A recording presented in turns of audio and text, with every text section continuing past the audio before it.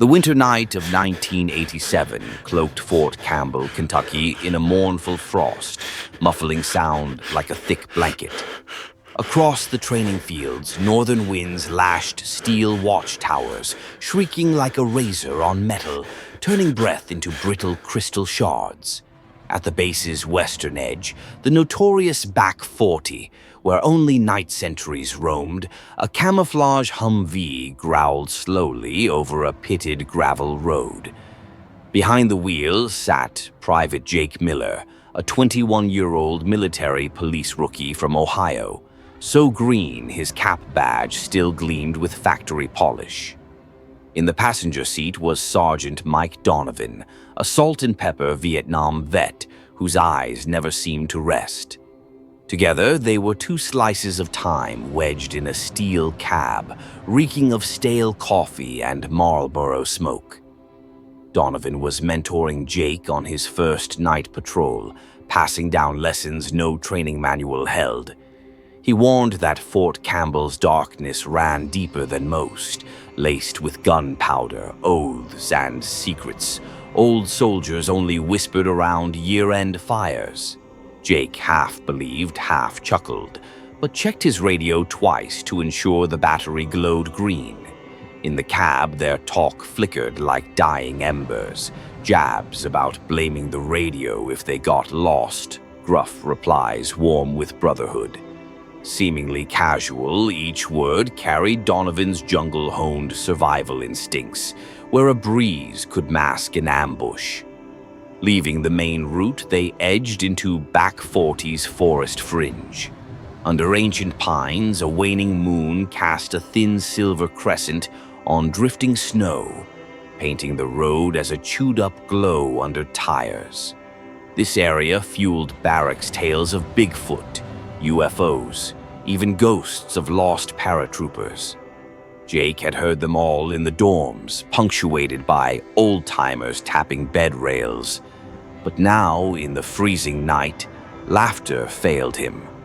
Clarksville's distant lights dimmed to faint orange specks, as if the city had retreated centuries back, leaving them alone with the dark woods. The Humvee lurched through a pothole, its chassis screeching dry metal. Donovan told Jake to ease off, then lit a cigarette in silence. The glowing tip lit his scarred cheek, a rusted memento from the Tet Offensive. The stillness was so thick, Jake heard his own heartbeat skip, sensing an unseen presence crouched on the roof.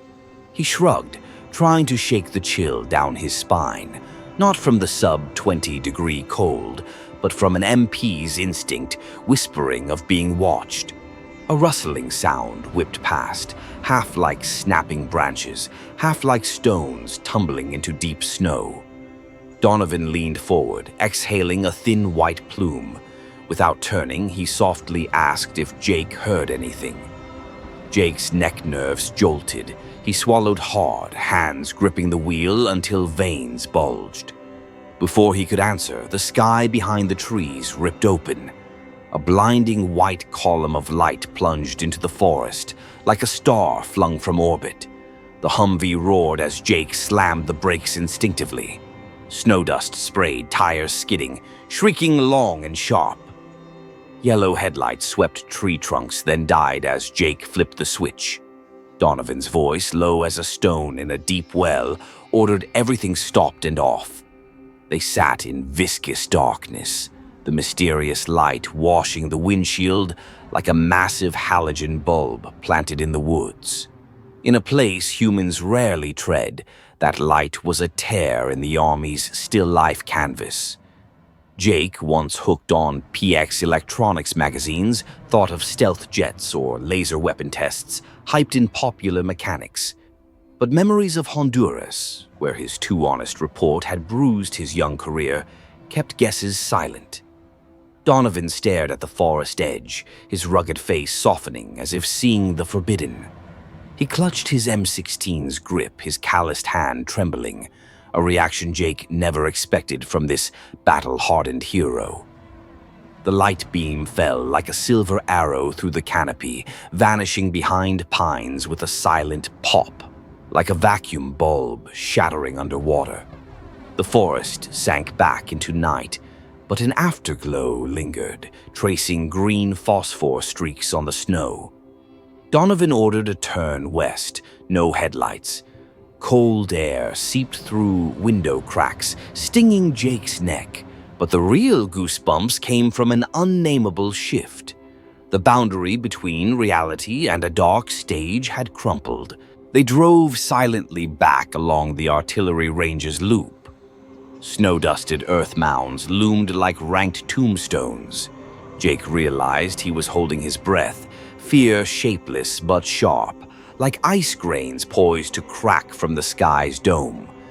Donovan cracked a joke about some rookie's ghost story earning a promotion tonight, but his tone was flat as old paper, failing to lift the misty dread. Until city lights swallowed the Humvee, Jake kept glancing at the glowing ridge. Nothing remained but primal darkness, so perfect it made him doubt his memory. Yet the ozone stench, wet metal and arc sparks, lingered, a sunken reminder they'd witnessed something beyond old soldiers' tales. Ahead, Fort Campbell's security gate emerged, concrete bunkers bleached by mercury lamps.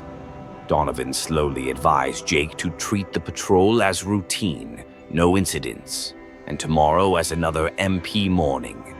Jake nodded, mouth bitter with cold dust, but his mind spiraled. What tore open back 40's sky? He found no answer, only that his military life now bore a cryptic lightning scar, a falling glow in the woods, warning that at the edge of darkness and order, something always lurked beyond human molds. Snow caked thick on the Humvee's hood as Jake Miller coaxed the vehicle along the gravel road, tires crunching brittle ice like shattered glass. The cab glowed faintly red from the dashboard, a dim light catching the tense eyes of the 21-year-old rookie. Beside him, Sergeant Mike Donovan, his left cheek scarred from a Vietnam shrapnel wound, sat silent, his breath blending with the diesel engine's hum. In the frigid night, back 40 felt like a moonscape of ancient pines, and at the edge of that silent world, Donovan's hoarse command tore through. "Stop the vehicle now." 4 words, low and flat, but enough to make Jake slam the brakes, gravity doubling in an instant. The Humvee skidded, its heavy frame grinding gravel, tail swinging to spray dirty snow across the doors. Headlights died, darkness swallowing the road ahead like a sealed ink jar. Before Jake could speak, Donovan's hand clamped his shoulder, a gesture both steadying and warning. The sergeant leaned toward the window, eyes locked on the side mirror, reflecting only dense forest and a sky of cold charcoal. "Something bright fell west," he murmured, soft but heavy, like a whisper in a chapel. Jake followed his gaze but saw nothing beyond a deep, thick void even the moonlight seemed to shun. Still, his rookie instincts set his heart pounding, not from doubt, but because he knew Donovan, a survivor of Quang Tri's ambushes, rarely flinched without cause. With that, Jake turned the key, engine roaring, and steered toward the direction Donovan indicated, tires screeching over gray ice, plunging back into the forest's heart. The deeper west they went, the more back 40 stretched into an abyss. Tree shadows flanked the road like broken pillars, slanting into a silver-washed sky. Icy wind whistled through pine needles, snow falling in thin, stinging grains. Then, as the pines thinned, a strange blade-like flash swept the canopy ahead. Faint at first, it bloomed into a crystalline web, igniting the forest like a battlefield stage under countless unseen spotlights. The Humvee's dashboard flared, forcing Jake to squint, his pulse hammering loud enough to ache. Warm air rose, ozone and scorched steel mingling with the heater's output. reminding Jake of a transformer room in Honduras's Palmarola, where he'd seen a purple arc leap from a cable and vanish without explanation. Breath heavy, he blurted if they should radio command. Donovan shook his head, voice thick. "Not yet. Get closer." In that moment, the sergeant's daily humor peeled away, replaced by a tension like a clothesline in a sandstorm. The narrow road opened to a snow-dusted clearing. The firebreak, gunners called it, a barrier against forest blazes reaching the base. At its center loomed a 150-foot steel communications tower, its lattice frame bared under a blinding alien light. Just 10 minutes earlier, on their pass, it had been a dim toy lost in the trees. Now, every weld, rung, and chipped anti-rust paint gleamed as if magnified. But what stole Jake's breath wasn't the steel, but the object hovering above the tower's peak. A massive cube the size of an inverted 3-story building. Its edges weren't solid but shimmered like vibrating glass, pulsing light that draped the forest in frozen fireworks. The cube rotated slowly, silent, no rotor hum, no air disturbance. Even snow fell straight around it, as if in a vacuum. Jake froze between gas and brake. Everything, his grip on the wheel, the engine's thrum, stretched taut by an alien gravity. His mind raced, weather balloon, stealth jet, DARPA laser. But the cube's perfect geometry and silent levitation defied every tech journal he'd read. No military device he knew could hover near an antenna without rattling the structure. Donovan cracked his window, leaning out, his seasoned eyes wide with awe, like a warrior glimpsing an ancient totem rising from a jungle grave. Before he could speak, a dense flash erupted beneath the cube. Not green or yellow like lightning, but pure white, viscous, exploding with a muffled boom like a cannon jammed mid-fire. A tangle of electric tendrils struck the tower. Red warning lights along the antenna flickered, flaring ultraviolet, then died. The lattice groaned, spitting tiny sparks as if smelted from within. Jake braced for the tower to collapse or the cube to detonate, but everything halted, silence strangling sound. Only his heartbeat thumped in his ears, the night wind struggling through the window, and faintly the crackle of stones falling from heated steel. The familiar landscape turned foreign, like a sci-fi film unspooling in an empty theater, slick with sweat. Honduras flashed back, Jake's reckless report of a strange light earning him a dressing down. Keep quiet to keep your uniform. He glanced at Donovan, nearing honorable discharge, his career banking on a quiet retirement. Reporting this could hang his future on a thread of skepticism. The thought knotted Jake's gut. But as bureaucratic fear sparked, the cube shifted, its light cooling from stark white to a shimmering blue, like ice under Alberta's noon sun. How could he stay silent before such impossibility? Donovan didn't break his stare, but when he spoke, his voice was eerily calm, like coaching a trainee to disarm a grenade. "Stay put, watch." Jake nodded, though urgency churned like rapids under a bridge. Every MP nerve screamed to call for backup, secure the area, but the dread of being labeled battle hallucinated froze his hand. Outside, the cube spun, spilling fluorescent ribbons into the forest like pearl ink on a watercolor.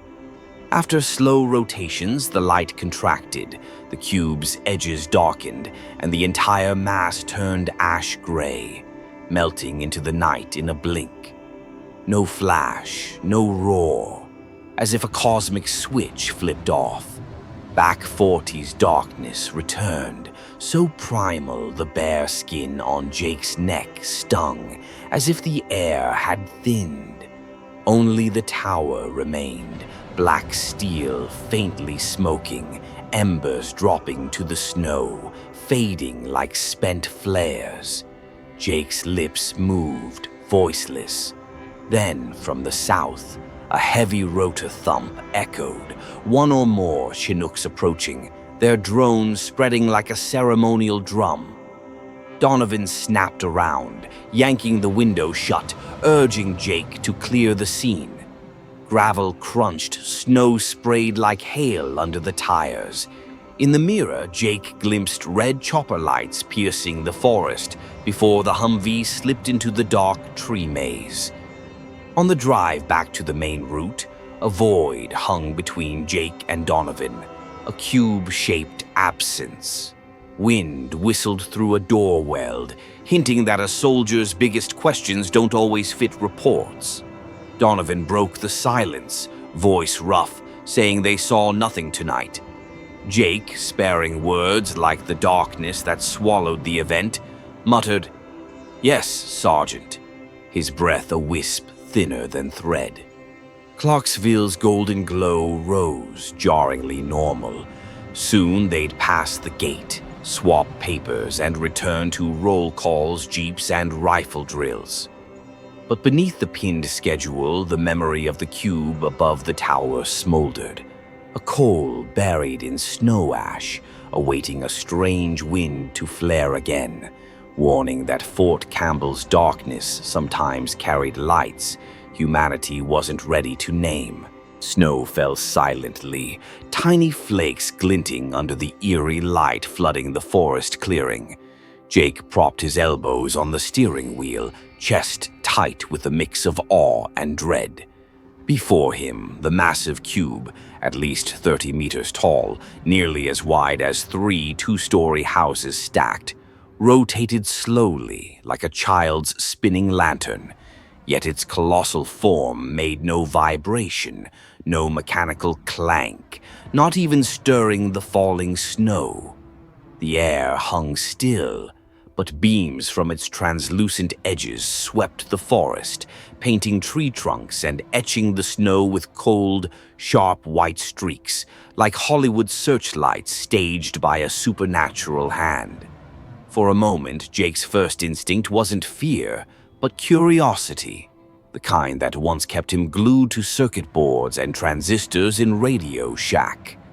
His mind flashed scenarios: military weather probe, anti-gravity tech, a Pentagon black project. At Fort Campbell, rumors of Area 51 or the Aurora craft often slipped through chow hall chatter over steaming chicken stew when old-timers got talkative. But as Jake leaned forward, urging the Humvee a few yards closer to see the diamond-cut glowing edges, Sergeant Donovan's sun-weathered hand clamped his arm hard enough to sting his elbow. Donovan's eyes held none of their earlier humor. The silver scar on his left cheek sharpened his grim resolve. He'd once told Jake about an Ashau Valley ambush where snapping bamboo signaled death. Now that same urgency burned in his gaze. "Stay put," his voice rasped like it scraped a rusted saw. The command pinned Jake to his seat, his MP training blaring. Obey the chain, preserve the team, assess threats before acting. The white light pulsed around pine roots, casting a surreal splendor. Then, abruptly, the cube shifted. Its glowing edges flared, their outlines blurring into a radiant haze, like dawn compressed into perfect geometry. Jake's neck hair stood, skin prickling with static, ozone's acrid tang flooding his lungs. He swallowed dryly, grasping for logic, maybe plasma phenomena, or an ion-charging reactor test. But every theory dissolved like frozen breath. The air reeked of static, then crack. A sharp explosion tore the silence. Not booming like artillery, but crisp like shattering crystal. From the cube's base, blue-white arcs erupted, weaving into a viscous electric stream that struck the communications tower. The steel frame blazed, gray paint flashing purple, crossbeams screeching like an overtuned violin. Jake gaped, chest seizing. The light poured into his ears as a high-pitched hum, not through eardrums but straight into bone, like a maxed-out speaker testing signal.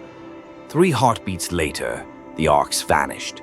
The cube stopped spinning, hovering motionless a few meters above the antenna, a defiance of physics like a glass skyscraper balanced by an unseen cosmic hand. The scene plunged into a horrific hush. Even the night wind seemed to stall. Amid the silence, Jake's pulse roared in his ears. The Humvee trembled faintly, not from the engine but from an electromagnetic aftershock, the speedometer needle quivering before settling to 0. In the dim cab, Donovan's hand still gripped the M16 propped between seats. His eyes stayed fixed on the sky, where the cube loomed like a sculpture from a god absent from human myths. Jake tried to swallow, throat parched. A fleeting urge to grab the Polaroid camera behind his seat flashed, but he recalled night watch warnings. Things too strange could drag you into invisible courts, or strip the name from your chest. The cube's glow shifted spectrum, from stark white to deep blue, then violet, like a projector's color wheel spun fast. Reflected on the snow, it formed a vivid purple mirror, oddly warm against the sub-zero air. Jake inhaled, the strange warmth mixing with cold, sending conflicting signals down his spine. For a second, he thought if a mind could place this object so near a US base, every tactical doctrine would need rewriting. In a blink, the glow contracted. The sweeping beams stopped, darkness swallowing the cube's form. Its surface turned charcoal gray, quenching all light, like a lone basalt slab adrift. The heavy air seemed to solidify, time itself stalling. Then the cube vanished. No flash, no smoke, no blur, just a flicker of reality, and the sky behind it reappeared, seamless as if never obscured. Jake's jaw dropped, eyes blinking to confirm he hadn't blacked out. Yet evidence lingered. The scorched tower smoked, tiny sparks crackling on welded joints, its warning lights dead, as if night had drained their power. The snow beneath, once pristine, bore a charred circular scar, black as a jet engine's burn, the footprint of a colorless giant. Jake exhaled, his white breath shattering, dissolving into the lonesome night. Beside him, Donovan tore his gaze from the empty sky, slowly lowering his rifle, his seasoned eyes flickering with something new. A tremor. Not fleshly fear, but absolute humility before the incomprehensible. After a long moment, he turned, closing the window with the solemnity of sealing a century's secret in a coffin. He rested a hand on the door frame, breath heavy with resolve. The cab's silence thickened, the dashboard's ticks unnaturally loud. Jake turned the key, the engine shuddering, diesel roar breaking the hush. He glanced at Donovan, wanting to ask, "What now?" But words stuck. Finally, Donovan spoke, low and measured, like a discipline lecture. "Patrol continues. We leave. Report. Fire break clear. No incidents." His tone was final, silently decreeing that tonight's truth wouldn't touch paper or maintenance logs, noting the tower's white-hot burns. Jake nodded faintly, reversing, spare tire merging with the dark trail. In the rear view, the tower faded into the trees, a weary steel skeleton in winter's grip. But a red-hot seam on its antenna glowed, proof something had touched the impossible. As the Humvee turned back to the trail, Jake felt a cold imprint linger under his skin. Tonight, he and Donovan hadn't just seen a UFO. They'd peeked through a cosmic locked door and glimpsed unnamed furniture. Fort Campbell would wake at dawn, reveille, blaring, the star-spangled flag hoisted and formations marching to tradition's cadence. But in back 40's shadows, snow would bear a black scar, the tower would hide lightning's mark, and in two soldiers' memories a silent cube would hover, a gray brick laid askew in humanity's order. If anyone asked what they saw that frozen night, Jake would pause, then smile thinly. Nothing, just Kentucky's darkness. Sometimes it plays tricks on your eyes. The fragile stillness at the fire break, thin as a frozen lake's surface, shattered with a second arc burst. Long, writhing electric tendrils, white, blue, then deep purple, lashed the communications tower like molten iron whips. The blazing light stripped night's color, exposing dulled paint and rusted rivets sealed in silence. The air swelled with ionized particles, snow at pine roots fizzing as if kissed by a boiling spring. Sparks sprayed, pattering onto the forest canopy, branding orange flecks on the Humvee's canvas. Jake's scalp tingled, hair flattening as static tugged each strand. In the ozone-choked cab, he turned to ask Mike, but his lips rasped like a stick scraped his throat. At 21, Jake had never seen physics dance so surreal. Every sense screamed to act, yet his body froze, torn between terror and enchantment, like the boy marveling at a vacuum tube's glow in Radio Shack's display. Beside him, Mike Donovan sat rigid, jaw clenched, so tight veins bulged through his gray wool scarf. Eyes that weathered Kaysan's barrages locked on the cube, wrestling a question no one knew to name. Then, as if a giant switch flipped, the arcs vanished. Darkness crashed, too swift for eyes to adjust. In that black instant, a sound emerged, the double rotor thump of Chinooks, low and steely, pounding cold air into gusts. At first, a faint echo, it grew heavy, rolling like storm drums from the horizon. Jake shuddered. He'd heard that sound hundreds of times on the range, but tonight, the steel wings carried a new weight. The military's reality curtain dropping, reclaiming a sky just torn apart. Mike leaned toward the windshield, crow's feet catching glints from chopper nav lights flashing red over the distant forest edge. He whispered one word, Chinooks, voice tight but clear, like a fire order. Without waiting, Jake yanked the gear shift, released the handbrake, and spun the wheel. The engine roared, the Humvee lurching, then surging over gravel. Rear tires slung soft snow, spraying mud flecked with dying embers. The dashboard glow grazed Jake's face, etching raw tension, part longing for one last look, part dread that a glance back would brand him guilty. The trail sloped into a small valley, twisting like hasty stitches on white cloth. Pines loomed as black velvet walls. Jake drove east, eyes flicking to the mirror, where rotor glints danced brokenly on treetops, not chasing but not relenting. His spine ached, heart galloping like panicked deer. In the cab, their breaths hissed through gritted teeth, as if sprinting uphill, though the speedometer barely hit 30. Under the night's canopy, Clarksville's orange glow pierced the horizon, a quiet line marking the normal world nearby. Jake swallowed, lungs still metallic. He reached for the radio, but Mike's voice cut through, dry and cold as a cannon launch order. No report. The words landed like a rifle bolt, locking. heavy and final. Jake met his eyes. In those gray depths, he read beyond the command, a retirement future, 30 years of service, an oath of honor dangling on a thread if cube hit paper. Honduras stung back. Jake's report of odd lights had sparked weeks of bureaucratic hell.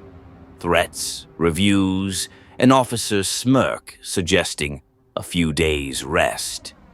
He didn't want that net again, nor to drag Mike into it. The sergeant had one summer left before retiring to a Kentucky lake farm, fishing, tinkering with an old Chevy, penning war memoirs, not meant for a maze of anomaly files. "Yes, Sergeant," Jake whispered, the reply thin as smoke, but his spine shed a kilo. The Humvee climbed a rise to the main road. Headwinds howled, shoving damp wood, raw snow, and exhaust fumes into the key. Even that familiar scent felt altered after crossing a supernatural veil. The landscape turned staged. Road signs became props, mile markers mute extras, while Jake and Mike, leads in a soldier's drama, carried an unnamed secret, playing their roles as if the first curtain never lifted. They skirted paths to the tower. Headlights swept only the gravel-strewn road, avoiding rightward glances that might catch the aftermath. In Jake's mind, the cube still spun, silent but undeniable, like a pocket projector replaying each blink. The Chinook's thrum faded behind, the gearbox's rhythm, windshield rattle, and diesel growl resumed, looping routine, as if the glowing scene were a misplaced textbook illustration, pinned then forgotten. They merged onto the paved road to the south gate. Mercury lamps lit fog, casting a pale glow on the Fort Campbell, home of the Screaming Eagles sign. The white-on-green slogan chilled Jake, dangling irony in plain view. Screaming Eagles, yet tonight something outshrieked the division's famed cry. He pulled to the checkpoint, flashed ID, the guard saluting with a quip about a dull patrol. Jake's tight-lipped smile choked. Back 40's just an old range, cold wind, slick road, nothing else. Past the gate, they hugged the armored vehicle lot, parking the Humvee. Engine off, Jake lingered, arms crossed on the wheel, staring through the frost-veiled windshield at Clarksville's lights dimming under fresh snow. A tangled feeling gripped him, relief at escaping the bizarre distortion, yet regret for not risking one final glance to etch the cube sharper into reality. The hesitation dissolved as Mike shoved his door with a thud. The hinge's heavy clang punctuated a tale no one would tell. They trudged to the MP barracks. Heavy boots clacked on concrete steps, echoing in the rubber-lined hall. The night guard saluted. Jake returned it mechanically. Mike just nodded. No one asked. No one spoke. Tomorrow's duty roster on the wall listed them for M9 pistol trials. All was in order. Barracks discipline would digest anomalies like a steel stomach churning spam. Outside, winter rain thickened fog, muffling chopper sounds, veiling the light that briefly was. That night, on his bunk, Jake heard wind snap the flag line through the window, mistaking it for lingering Chinooks or sudden arcs slashing the ceiling. Sleep came in fragments, stitched with the silent, radiant cube and Mike's echo. "You didn't see anything, right?" At 0430, reveille would blare, formations align. Mike don his old green medic's scarf, Jake oil his gun. Duty's cycle would dust tonight's memory with bureaucratic grit. But in every cigarette puff Mike lit in the back lot, every time Jake startled at a flickering antenna bulb, the cube would drift back. It would hover at consciousness's edge, spinning slowly, reminding that some things enter a soldier's life to teach silence, not cowardly but disciplined. Protect the team, preserve the record, wait for a day when the horizon hints at answers. For now, under Kentucky snow, chopper blades erased the ark's rhythm, and Back 40's void closed temporarily. 6 years had passed since the snowy night in Back 40, and Jake Miller's life settled into the steady orbit of duty, promotions, and training recruits. Stationed at Fort Benning, Georgia, he rented a sagging apartment overlooking wilted summer pines and bought a Betamax to kill evenings. In October 1988, while rummaging through hastily recorded TV tapes, Jake stumbled on UFO Cover-Up, a special rerun on a local channel. He wasn't one for conspiracy theories, but that night curiosity crept in like damp air, rooting him to the floor, back against a worn couch. The screen flickered with analog snow, then resolved to a modest studio. Dark-stained podium, neon green lighting, a host's warm voice pitching a rarely known tale. Jake sipped cold coffee, its burnt bean tang laced with metal on his tongue. As the frame shifted to two brunette women facing the host, he nearly changed channels, until a corner subtitle hit. Linda Carter and Susan Hayes, Houston, Texas. Incident 1980. His pulse skipped. Houston, 1980. A cube? The camera zoomed, revealing hands speckled with scars and nails, scorched under pale polish. Linda, mid-40s, spoke in a trembling Texas drawl. On December 20, 1980, she, her friend Susan, and Susan's 8-year-old nephew Tommy drove home after a late dinner. Farm to Market, 1485, was deserted, the sky clear and cold.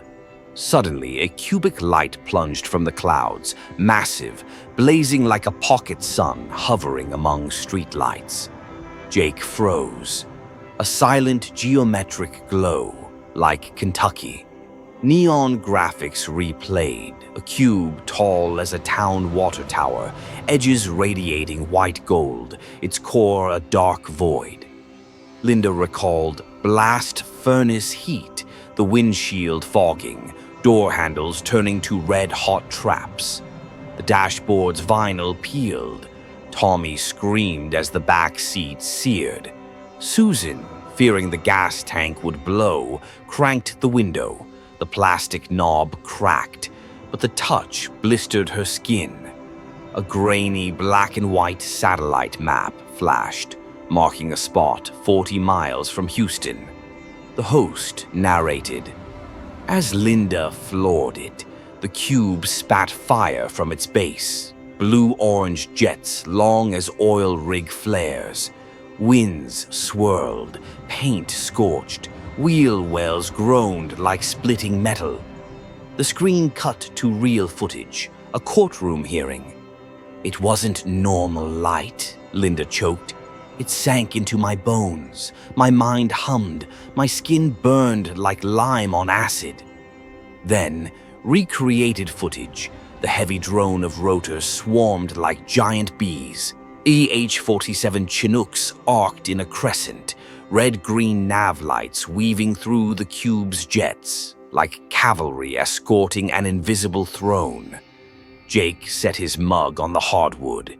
He knew that sound, the metallic hymn that shredded Back 40's dark as the cube vanished. His mouth dried, a chill crawling his neck. When the show aired aftermath photos, an Oldsmobile with melted mirrors, paint dripping tar, front tires slumped to rubber ribbons, Jake looked away. The women recounted hours later they were hospitalized with first-degree burns, but odder still, hair fell in clumps. Weeks on, nails yellowed, backs ached as if lead-packed. 3 months later, Linda lost 15 pounds. Doctors shrugged, no radiation therapy, yet biopsies showed cellular damage akin to high-dose exposure. By 1985, Linda was diagnosed with uterine cancer. Susan, spared cancer, bore thinning hair and skin mottled with strange pigment. The bombshell was the legal fight. Carter et al. V. United States, filed in Houston's District Court, 1986. Their lawyer argued the military choppers escorting the fiery object implied government involvement, demanding accountability. The Air Force countered, all regional Chinooks were in maintenance that night. No flight logs existed. Radar data was classified. National security. The judge, lacking physical evidence, dismissed the case. The show pivoted to a shadowed guest, silhouetted, voice-warped, dubbed Falcon. He hinted at a cooperative project between the military and off-world entities. The Texas incident was a failed operational test with unintended radiation. The grainy figure and spy movie tone felt staged, but cube, chopper escort, reactor-like heat pierced Jake like rivets. He rewound, hanging on every word. The cube wasn't self-powered, needing to anchor to ground energy grids, like the tower's antenna. Jake shuddered. Their cube had arced into the tower, followed by Chinooks. The program closed with a black and white photo. Linda and Susan outside court, hands clasped, scarves hiding hair, faces blotched with discoloration. Text scrolled. Case dismissed. Evidence insufficient. The screen went dark. Jake's living room lamp faintly mirrored his face in the TV glass. Sunken eyes, stubbled lip, a smile attempted but unborn. He touched his right arm where Donovan's grip had warned him years ago. "Good thing we didn't step out," he muttered, voice hoarse, heart hollowed. He stood, ejecting the tape, but Falcon's words echoed in his skull. Outside, autumn wind rustled, wet pine and distant recruit lot diesel drifting in. Jake wondered, if a secret tech, why radiation burns? If alien, why chopper escorts? If the government knew, why deny victims care? Each theory opened darker corridors, endless as rumored Nevada bunkers. No maps provided. That night, Jake barely slept. He dug out old notebooks, flipping to a creased Fort Campbell map. Its corner marked Fire Break Tower with penciled scrawl. Cube? Chinook? The pen paused at the question mark, old thoughts resurfacing. Report or stay silent. Donovan chose silence to shield his uniform and family. Linda Carter spoke out, paying with legal debts and metastasizing cancer. Both paths seemed dead ends, carved by a nameless light. At dawn, Hilton Field's reveille summoned troops. Jake sat by the window, eyes tired but oddly bright. No longer the 19-year-old choked by mystery, he was 30, a first lieutenant, versed in evidence's value and skepticism's traps. Yet the Texas story planted a seed. Could silence abandon other victims? What if the cube appeared over Atlanta or mid-range, among recruits with no cover? At noon, Jake hit the base library, requesting 1980 Houston Chronicle microfilms, only to find December 29th's Strange Lights article clipped. The elderly librarian chuckled dryly. That blackout was messy. Someone edited it. Jake jotted notes, blue ink thickening with resolve. He wouldn't break ranks, just gather clues, biding time to tell the story his way. Maybe in a civilian science paper or congressional testimony, post-discharge. That evening, he tucked the UFO cover-up tape into a cardboard box, labeled Reference Texas 1980, and locked it in his footlocker. In the mirror, his eyes, lit by a white fluorescent, differed from the rookie's, Weathered, but beneath discipline, a truth-seeking pulse beat. He thought of Donovan, likely by a Kentucky lake fire, wondering if he'd seen the show, if he knew how close they'd skirted an abyss. Perhaps he had, then changed channels, as he'd turned from the cube, knowing courage sometimes hid in silence that spared comrades. For Jake, that broadcast ended one silence cycle and began another. Patient watching. He wore his Screaming Eagles patch with pride, but in his inner pocket, a flattened photo of Kentucky's scorched tower guided like a compass. On moonless nights, fog curling around radar masts, Jake looked up, scanning for strange lights, listening for distant rotors, reminding himself, today's skies may be calm, but Texas proved secrets don't sleep. Amid barracks' escape routes, he sketched one for truth, still faint, because the world needed keepers of the cube's memory. A force bending science and faith, duty and citizenship. Later, in the 1990s nascent internet, Jake would find scattered reports. Cubic lights in Nevada, UV burns on Wyoming photographers, Chinook hums absent from flight logs.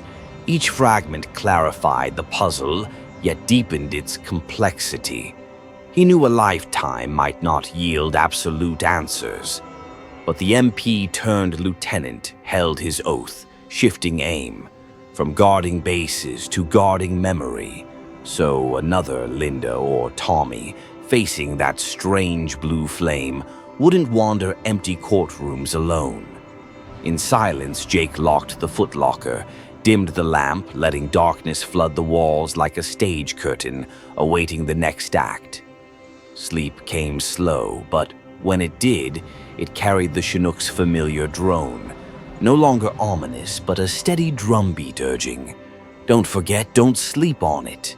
1,400 words locked quietly in his heart, linking Fort Campbell, Houston, and a sky wider than any classified protocol. A week after the glowing snow night in Back 40, Jake Miller's patrol Humvee rolled past the clearing where the communications tower once stood. Now, amid fresh asphalt and metallic dust, a new steel frame rose, primer gray, like a timid child replacing a fallen sibling. Shattered bricks speckled the snow, the ground still scarred black where the cube's arcs had licked. Mike Donovan eyed the construction zone, no entry sign, exhaling through gritted teeth, muttering two sharp syllables, "Cover up." Jake gripped the wheel silently, tires crunching gravel, letting the words sink beneath diesel hum and biting wind. From Honduras, he'd learned words could be poison, misdose them, and career, peace, all dissolved like smoke. But silence didn't erase memory. The new tower might hide burns, but not the cube's radiant hover, its blue-white arcs coiling the antenna like fire serpents. By day, Jake drilled recruits on MP codes. By night, that light flickered on his barracks ceiling, lamps off. He traced cracked paint on his Screaming Eagles patch, recalling Donovan's shoulder grip halting his exit from the Humvee. A force not just pulling him from danger, but chaining truth to a shadowed realm. Jake wasn't a UFO fanatic. Raised amid Ohio cornfields, he trusted gravity's pull and discipline's weight. He knew an AR-15's heft, the soft ting of brass casings in dawn fog. Yet, the cube fit no physics equation from artillery school. No engine roar, no rotor gust, but it melted steel and concrete, silent yet deafening with unnatural stillness. He resisted labeling it alien, but couldn't call it Earth-made stealth either. Between those poles, his mind hovered like the cube, suspended at skepticism's crossroads with belief. Whenever he felt alone in this whirl of questions, Jake recalled old soldiers' tales, green lights along the Mekong, ghost squadrons skimming Laos border, or beams slicing Nevada skies before Area 51's walls sealed them. Once lunchroom laughs, these scraps now formed a gleaming chain, showing he and Donovan were mere links in a long line of silent witnesses. Behind that silence, Jake imagined a locked archive, each observer stashing memories in drawers, keys carried home, hoping never to turn. Sometimes he wondered, if all spoke, would the veil tear? Then he recalled Linda Carter and Susan Hayes, Texas women knocking on courthouse doors with blistered skin and cancer-stained charts, only to hear insufficient evidence. They spoke, but justice passed them by, the lesson weighed like sandbags on a patrolman's shoulders. Truth didn't always hit the mark, but it surely exposed your position. Still, Jake's story found eager ears. On tin-scented coffee nights, green recruits at guard posts prodded him about Bigfoot or weird lights at Fort Campbell. He'd grin. Every wood hides something odd, but a glint in his eye betrayed more than his casual shrug. It was his way of telling without telling, planting doubt's seed to keep someone vigilant, not enough to draw punishment. A soft warning, like a speed bump before a blind curve. In spare hours, Jake scoured archives, quizzing radar techs about band edge interference that snowy night. He gleaned stray signals, 10-second blips vanishing from logs. No one explained, no one cared to dig. He copied them to magnetic tape, stored with the UFO cover-up cassette in a diffused ammo box labeled Back 40 Vault. There the cube kept spinning, unhidden by the new tower. As Kentucky winter returned, snow dusting the Screaming Eagle statue at the gate, Jake realized the greatest secret wasn't the sky's object, but how humans faced the inexplicable. Some denied it to keep the world tidy. Some shouted and drowned in red tape. Some stayed silent, but silence was action, banking truth for a safer day. Jake didn't know which he'd be post-boots, but one thing was certain, he wouldn't forget. So, on weekend nights, he borrowed the old film room, dusted the 16mm projector, and scripted podcasts for young centuries. If you meet something strange, he'd close, voice low, log every detail. Silence or speech, precision is your armor. He didn't push UFOs, he sowed sharp observation, for barracks' shadows ran deeper than most thought. Now, Jake's story reaches you through internet waves with that same aim. He doesn't claim the cube hailed from Alpha Centauri or a black site lab. He lays out pieces, scorched site, arcs, Chinook hum, and invites you to connect them. If you've cruised a lonely highway and caught an odd glow, or heard rotors absent from flight logs, don't let that memory rot in oblivion. Share it, write it, or simply keep it alive. Only when enough pieces surface will the fog's hidden picture emerge. Perhaps we'll find it's just covert tech, a Cold War energy program veiled for necessity. Or maybe truth stretches past planetary bounds, rewriting textbooks. Or the cube's a collective mirage, sparked by primal dark fear from cave-dwelling days. But to touch any answer, we must first dare the question.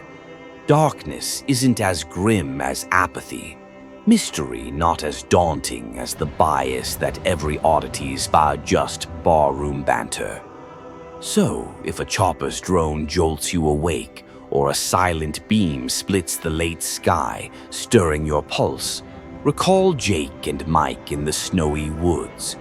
2 centuries in vast space, seeing beyond comprehension, yet returning, uniformed, duty-bound. They weren't alone, nor are you. Pick up your fragment, keep it bright, pass it on. One day, these scattered lights will converge, illuminating the fog's edge, where truth, however hard to swallow, waits to be named. Share this story, and together we'll step through the mist.